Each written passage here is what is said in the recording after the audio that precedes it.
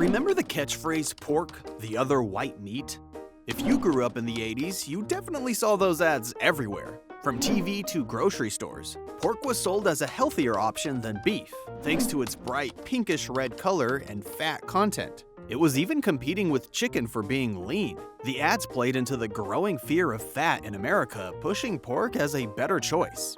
But here's the thing, pork wasn't always considered the other white meat. It used to be a marbled red meat, similar to beef.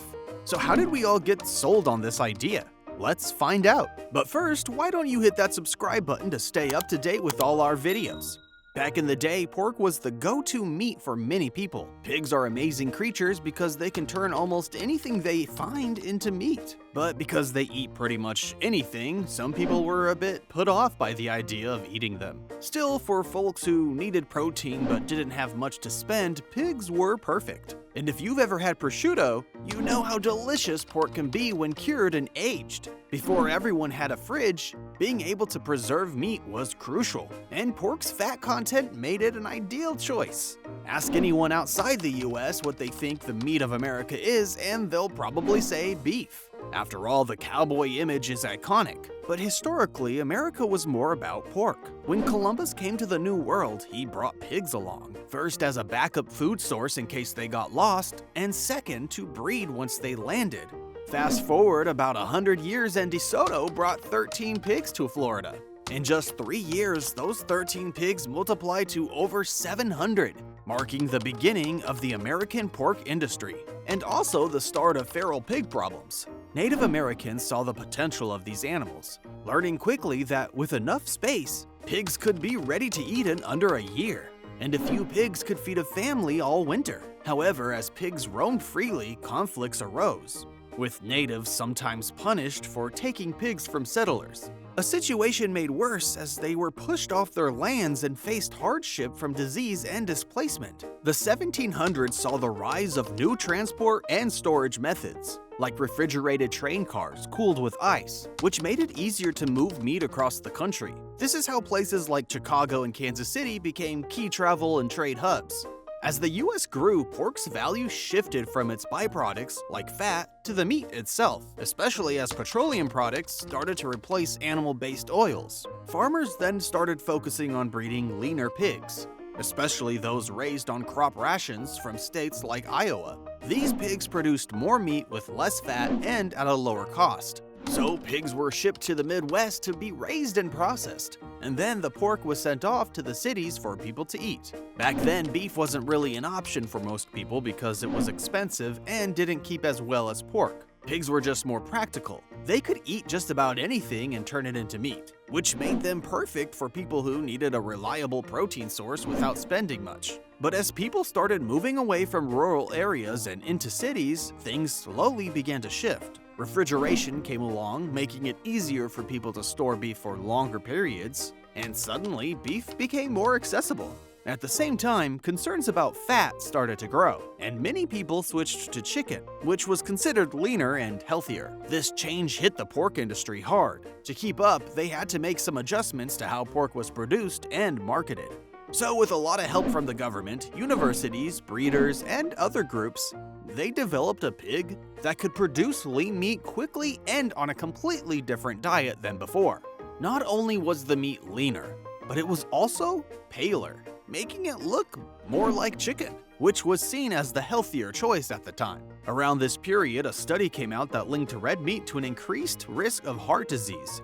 This scared people away from red meat and fat even more. What the study didn't really address was that not all fats are bad and that animal fats can actually be okay when eaten in moderation. But by then the damage was done. Pork needed a new image. Lard, which had once been highly valued not just for cooking but also for its other uses, like industrial lubricants, suddenly fell out of favor. Fatty pork cuts, which used to be prized because they preserved well and were great for feeding sailors, miners, and workers, were no longer in demand. Canned foods, refrigeration, and plant-based oils started to take over. Plant-based oils were a simpler option. You just grow the plant and extract the oil, without the extra step of feeding the plant into a pig first.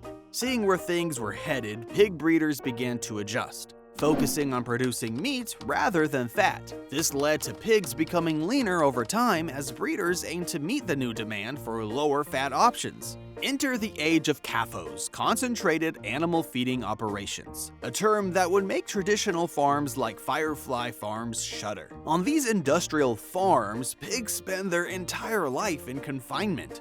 They never see sunlight, walk on fresh grass, or engage in normal pig behaviors. This confinement not only affects their well-being, but also their meat. Myoglobin, the protein that gives meat its red color, carries oxygen to muscles.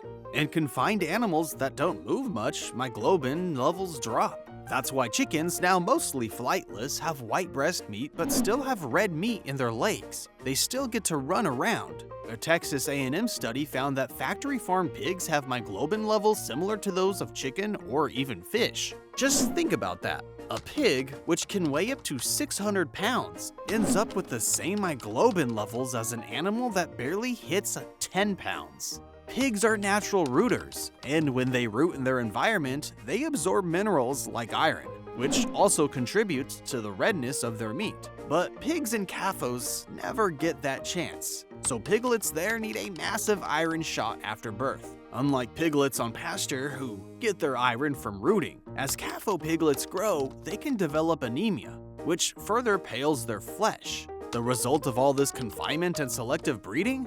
Pork that's pale with hardly any fat except at the very edge of the meat. This is the pork that needed marketing in the 70s and 80s, but one thing they couldn't sell was that this pale pork was as flavorful as its former red counterpart, because it wasn't. Many of us remember those dry, pale pork chops that only tasted okay after downing them in sauce. The term PSE, pale, soft, and exudative, was coined for pork with that unappealing look and texture. This new pork came from pigs that were often neurotic due to their breeding and stressful living conditions. Yet, ironically, this was the meat from the leanest pigs, the very goal of all the breeding programs. Then came the big rebranding push. With a hefty $9 million advertising budget and figure skater Peggy Fleming as the face of the campaign, the National Pork Board launched Pork, the Other White Meat in January 1987. By the end of the year, it was a hit, ranking alongside famous campaigns like Got Milk and Just Do It. In 2011, Adweek called it one of the most successful rebranding efforts in the history of food marketing.